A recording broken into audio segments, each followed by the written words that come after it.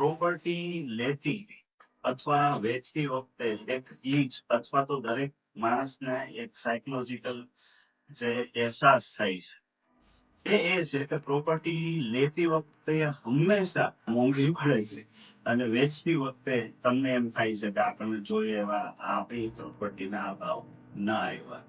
અને એક બીજો પ્રશ્ન એ છે કે કોઈ પણ પ્રોપર્ટી લોકો ટાઈમિંગ ને બહુ મહત્વ માપતા રહીએ છે અને ઓવર સ્માર્ટ માણસ ખૂબ જાજો વિચાર કરે છે કે કયો સાચો એન્ટ્રી ટાઈમ હોય છે અને કયો સાચો એક્ઝિટ ટાઈમ હોય છે. ચાહે પ્રોપર્ટી હોય, ચાહે શેર બજાર હોય, ચાહે કોઈ પણ પ્રકારનું ઇન્વેસ્ટમેન્ટ હોય, you always try to time the timing.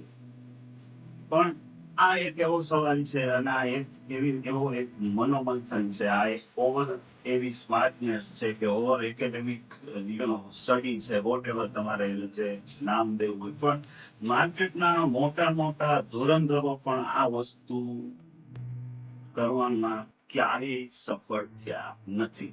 Believe me, over smart માણસો ઓવર સ્માર્ટનેસ છુપાવવા માટે પોતાની ભૂલો દેખાડતા નથી હોતા, સંતાડતા હોય છે. અને મારા જેવા માણસો તમને ઓપનલી કહે છે કે there is no entry time or exit time in the market.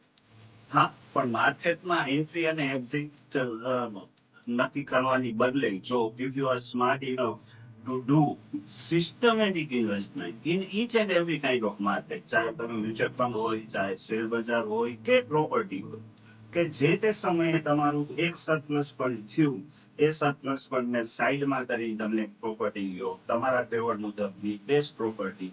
Then again you rotate it. Then again you rotate it. Then again you save something and do something. Save something and do something. Whether ત્યારે market બહુ peak ઉપર હોય કે બહુ મંદીનો માહોલ હોય, પણ તમે એક કન્સિસ્ટન્સી જો તમારા પરચેઝ અને સેલિંગમાં રાખો તો you will get the best of the best results as well as returns from any market.